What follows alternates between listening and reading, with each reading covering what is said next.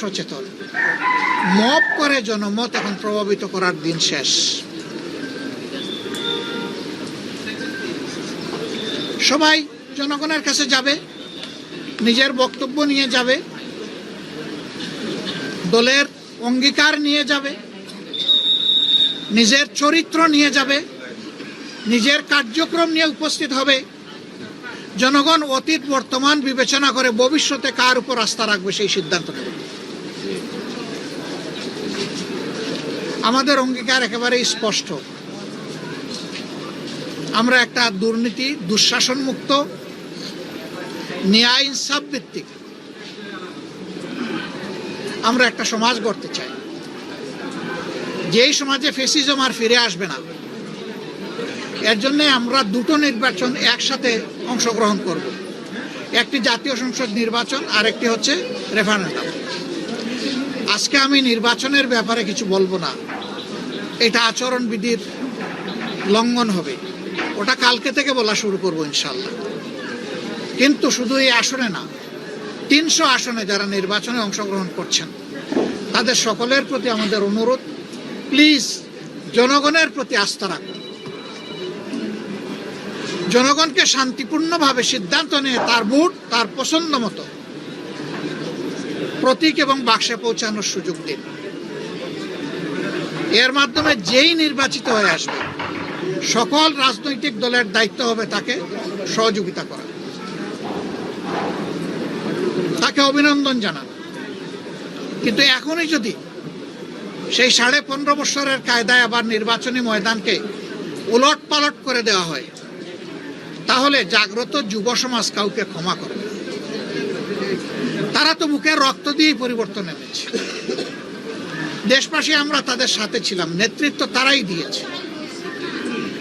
যে যুবকরা যুবতীরা নেতৃত্ব দিয়েছে, যাদের বয়স 30-35 বছর হয়ে গেছে, 18 বছর বয়স থেকে তার ভোট দেওয়ার অধিকার প্রতিষ্ঠিত হয়েছে, কিন্তু আজ পর্যন্ত তারা একটা ভোট দিতে পারে নাই।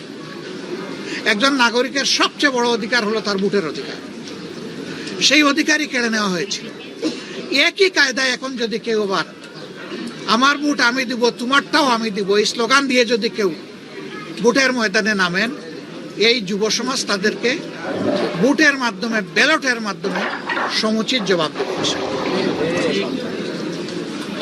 আমরা সবাইকে অনুরোধ করব, আসুন শান্তিপূর্ণ অবস্থানে থেকে পরস্পরের প্রতি শ্রদ্ধাশীল হয়ে আমরা একটা সুষ্ঠু নির্বাচনে সহযোগিতা করি। বাংলাদেশ জামাতে ইসলামী অঙ্গীকারবদ্ধ, যারা কালকে আমাদের ভাই বোনদেরকে, শুধু ভাইদের গায়ে না, আমাদের মায়েদের গায়েও তারা হাত তুলেছে, আমরা তার তীব্র নিন্দা জানাই। ওরা কি মায়ের পেট থেকে জন্ম নেয় নাই? ওদের ঘরে কি মা বোন নাই? মা বোনদের প্রতি সামান্য সম্মান দেখানো, নিশ্চয়ই তারা পরিবার থেকে সেই শিক্ষা পেয়েছে। যদি না পেয়ে থাকে, এটা দুর্ভাগ্য।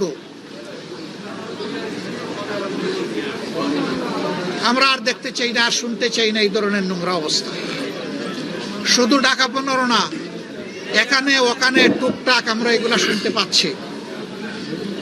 আমরা নির্বাচন কমিশন এবং সরকারকে বলবো, যদি সত্যি আপনারা যে অঙ্গীকার করেছেন সুষ্ঠু নির্বাচনের, সেই অঙ্গীকার যদি আপনারা বাস্তবায়ন দেখতে চান, তাহলে আপনাদের দায়িত্ব আপনাদেরকে অবশ্যই পালন করতে হবে। অবশ্যই সমতল মাঠ সবার জন্য দিতে হবে, অবশ্যই সবাইকে সমান সুযোগ দিতে হবে, এবং যারাই সন্ত্রাস এবং দুর্বৃত্তপনা করবে তাদের মুখের দিকে না তাকাইয়া আপনাদের দায়িত্বের দিকে তাকাইয়া তাদেরকে আইনের আওতায় নিতে হবে।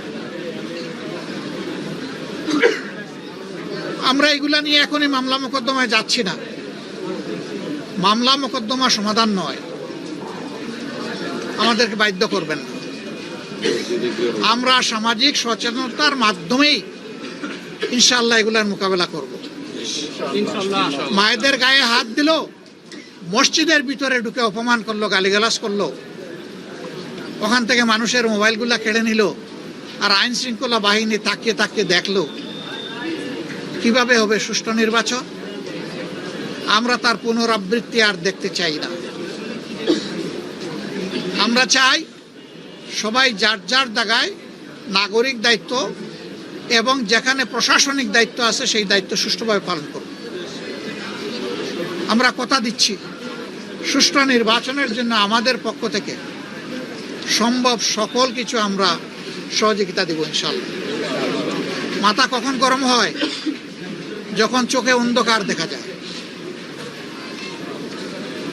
আমরা আমাদের জনগণের উপর আলহামদুলিল্লাহ পূর্ণ আস্থা রাখি। আমরা বিশ্বাস করি মানবিক বাংলাদেশ, যুব সমাজের আকাঙ্ক্ষার বাংলাদেশ, একটা নিরাপত্তার বাংলাদেশ মা বোনদের জন্য, আমাদের যুব সমাজের হাতে কাজ তুলে দেওয়ার জন্য যে বাংলাদেশের অঙ্গীকার বাংলাদেশ জামাত ইসলামী নিয়ে যাচ্ছে, এইটাই যদি কারো মাথা গরমের কারণ হয়ে থাকে, আমরা বলবো আরো ভালো জিনিস নিয়ে আসেন। আমাদের আপত্তি নাই তো। আপনাদের কর্মসূচি যদি জনগণ কবুল করে নেয় আমরা খুশি, আমাদের কোনো আপত্তি নাই। কিন্তু আমাদের কর্মসূচিতে মেহরবানি করে কেউ বাধা দেবেন, আমাদেরটা আমাদের মতো করে করতে দেন।